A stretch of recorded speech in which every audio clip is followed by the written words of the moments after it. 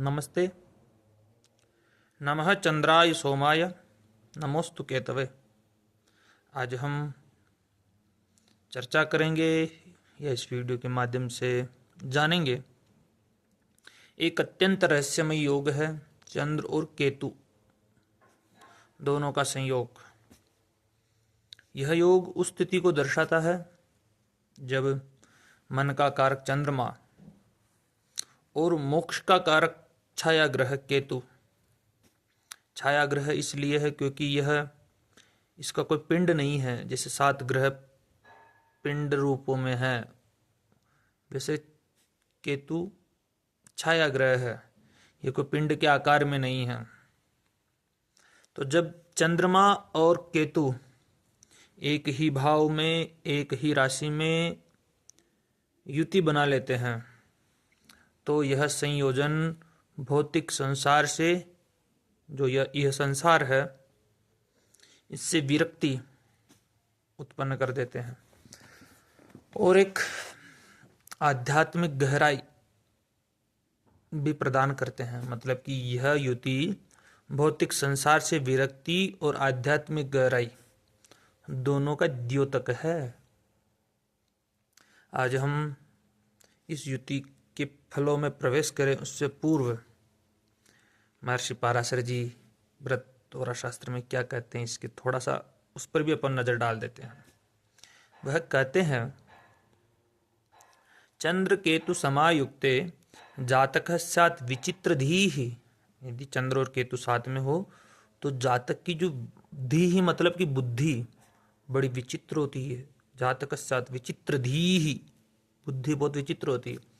आत्मन्येव लयम यान्ति मनस्या नित्य विचल। मतलब कि ऐसा जातक, इसकी जो आत्मन्येव लयम याति, वो अपने में ही लय रहता है। असामान्य होता है ऐसा व्यक्ति। सही कहूं तो जब चंद्रमा और केतु युति में हो तो जातक की बुद्धि भी रहस्यमय रहती है, स्वयं भी रहस्यमय रहता है और परलोक मुखी रहता है। यह लोक में ज्यादा ध्यान नहीं रहता है, कुछ अलग ही विचार करने लग जाता है, कुछ अलग ही सोचने लग जाता है। ऐसा व्यक्ति अपने भीतर ही समाधि अनुभव करता है। बाह्य संसार से उसका मन, बाह्य संसार में उसका मन स्थिर नहीं रहता है, वह अंतःलोक में विचरण करता रहता है। इस स्थिति से ये युति मानसिक प्रभाव पर क्या डालती है, साइकोलॉजिकल नेचर क्या है इस युति का, हम इसका भी थोड़ा सा इसका भी अपन देख लेते हैं। चंद्र मन का है, स्वामी है, मन पर अधिग्रह करता है वह चंद्रमा, और केतु मस्तिष्क का अधिभौतिक भाग का प्रतीक है केतु। यह युति व्यक्ति को गहरे अंतर्मुखी स्वभाव का बना देती, बहुत डीपली, बहुत आंतरिक स्थिति से विचारने वाला, बहुत गहराइयों में ऐसा व्यक्ति जाकर के सोचता है। यदि इतना सोचेगा व्यक्ति तो प्रायः जातक अवसाद या एकाकीपन या अनाम भय, जिसका कुछ पता नहीं, उसका भय भी अनुभव होता है। जब व्यक्ति इतना एकाकीपन हो जाता है, जब वहां पर उसके सिवा कुछ नहीं है, तो वो कुछ नहीं होना भी एक भय है, उसका अनुभव भी करता है ऐसा व्यक्ति। वही दूसरी ओर यह ध्यानशीलता है, एक तपस्विता है। केतु मोक्ष का कारक है, चंद्रमा मन का कारक है। तो ऐसा व्यक्ति मोक्ष की ओर अग्रसर रहेगा, और मोक्ष की ओर अग्रसर रहेगा तो उसको अलौकिक चीजें भी, उसको अंतर्ज्ञान, अलौकिक चीजें उसको प्राप्त होगी। यही युति ध्यानशीलता, तपस्विता, अलौकिक अंतर्ज्ञान प्रदान कर देती है। उदाहरणार्थ जैसे हम समझे, जैसे कोई व्यक्ति लोगों के बीच में रहते हुए मौन साधक हो जाता है। इतने व्यक्तियों के बीच में रहे, सभा में रहे, सभा की कोलाहल, इस संसार का कोलाहल जो संसार रूपी बाजार है, इसका जो ये कोलाहल है, वह भी इस व्यक्ति को भंग नहीं कर सकता है। साधक रहता उस समय भी स्थिति। यह स्थिति ऐसे व्यक्तियों में रहती, तो ऐसी स्थिति देखने को मिलती है जिसकी जन्म पत्रिका में यह युति रहती है, उनके जीवन में यह स्थिति देखने को मिलती है। दूसरा पॉइंट अपन ने लिया आध्यात्मिक प्रभाव, स्पिरिचुअलिटी, यानी आध्यात्मिक प्रभाव, स्पिरिचुअल इम्पैक्ट क्या पड़ता है। वही बात वापस दोहराऊंगा मैं, चंद्र केतु की युति मोक्ष की मार्ग की ओर अग्रसर करती है जातक को। जैसे पतंजलि योग महर्षि सूत्र अग्रसर करवाते हैं, यम, नियम, आसन, प्राणायाम, प्रत्याहार, ध्यान, धारणा, समाधि दो प्रकार की होती है। वो विषय अलग हो जाएगा महर्षि पतंजलि योग सूत्र में प्रवेश करेंगे तो, पतंजलि में योग में प्रवेश करें तो विषय पूरा भिन्न हो जाएगा। हमारा आज टॉपिक है चंद्र केतु। तो यह संयोजन भौतिक मोह को त्याग देता है और आत्मिक ज्ञान की प्राप्ति का योग निर्माण कर देता है। यदि यह युति जल राशि में हो, जैसे कर्क में हो, वृश्चिक में हो, मीन में हो, तो व्यक्ति स्वयं के भीतर अहम ब्रह्मास्मि का अनुभव भी कर सकता है। भीतर अपने कहे कि मैं ब्रह्म हूं, मैं भगवान हूं, वो कर सकता है। वही मैत्रेय उपनिषद में आता है एक पंक्ति, कोई संत महापुरुष रहता है, उनका शिष्य आकर के कहता है उनको कि आप ब्राह्मण हो, संध्या वंदन छोड़ चुके हो, कुछ नहीं करते हो। तो वह गुरु कहता है अपने शिष्य को कि कैसे संध्या करूं, कथम संध्या उपास में है। मृता मोहमयी माता जातो बोधमय सुतः, मेरी मोहमयी माता मर चुकी है, मृता मोहमयी माता जातो बोधमय सुतः, और मेरे को बोधमय संतान की प्राप्ति हुई है। सूतक द्वयम संप्राप्ते, इसलिए मेरे को 2 प्रकार के सूतक लग चुके हैं। तो मैं कथम संध्या उपास में मैं संध्या वंदन कैसे कर सकता हूं। तो हम ब्रह्मास्मि अनहलक, ऐसी अनुभूति हो सकती है। किंतु यदि यह योग पाप प्रभाव में हो, पाप दृष्टि में हो, शनि की दृष्टि पड़े, मंगल की दृष्टि पड़े,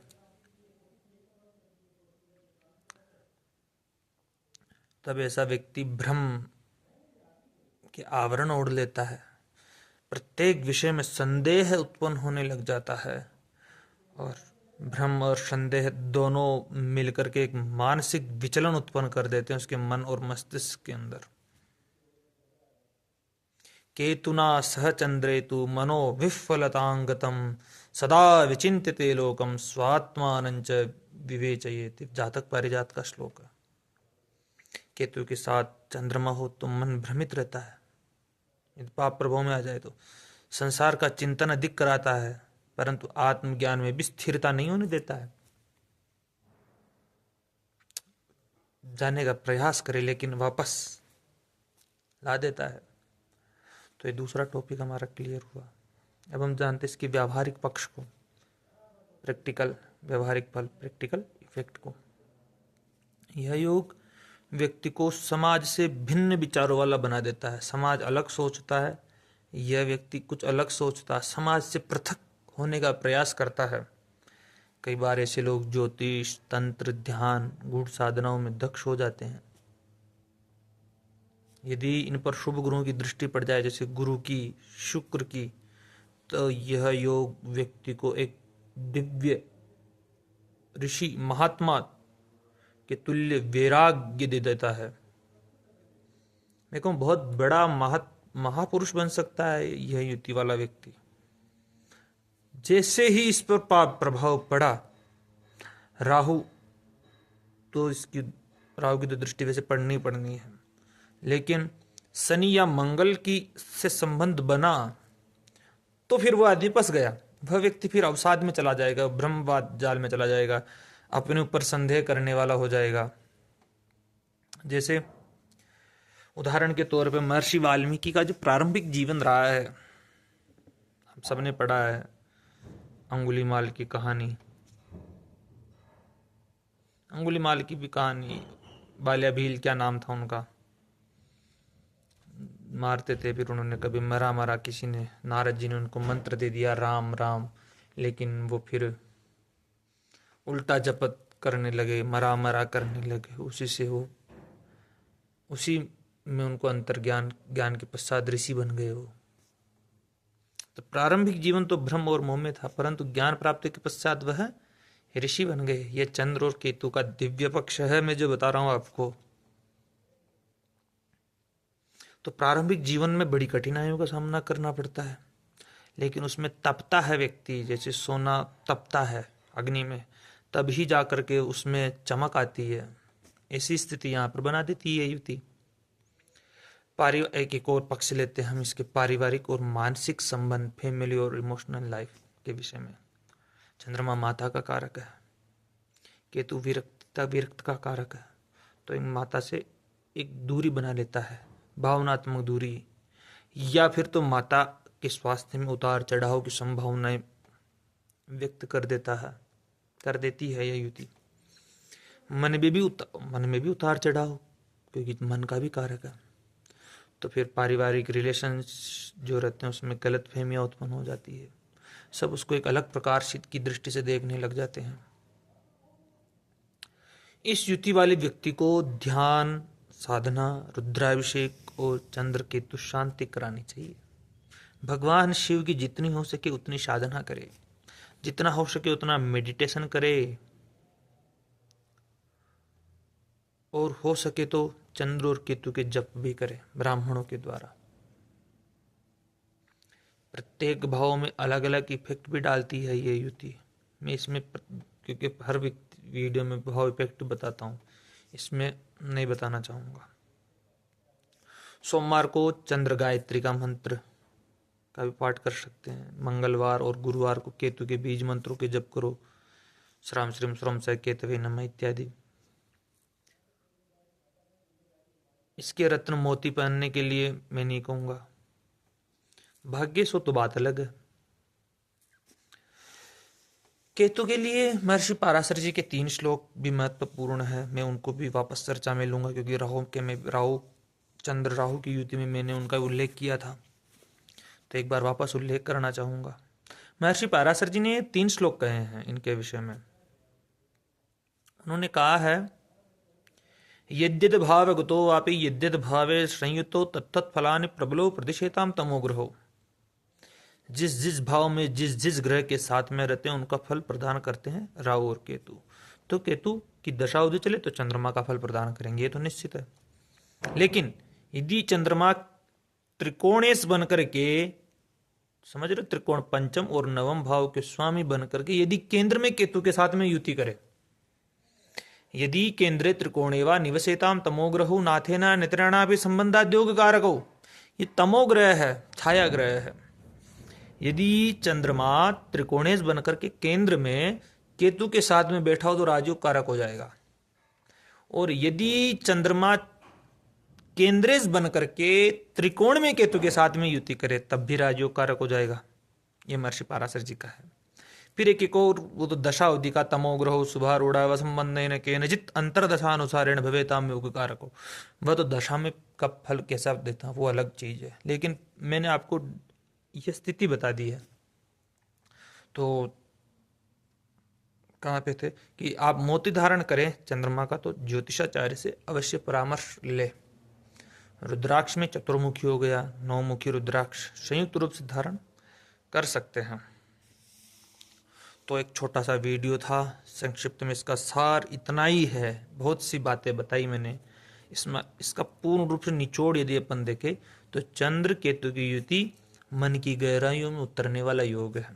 यह योग या तो ऋषि बनाता है या चिंतन में डूबा हुआ साधक। यह यदि व्यक्ति साधना, भक्ति और ध्यान का पथ चुने तो यह योग उसे मोक्षदायी बना देता है। यदि ना चुने तो पथ भ्रष्ट कर देता है। तो आपको यह युति कैसे लगी, ये वीडियो कैसा लगा, इसका कमेंट में अवश्य दीजिए, कमेंट अवश्य कीजिएगा। और जो भी है यह युति, श्रेष्ठतम ही परिणाम जातक को देखने को मिलेंगे आध्यात्मिक मार्ग के। तो धन्यवाद।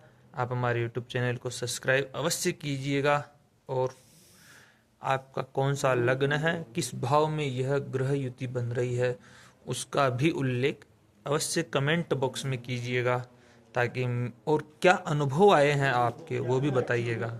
धन्यवाद।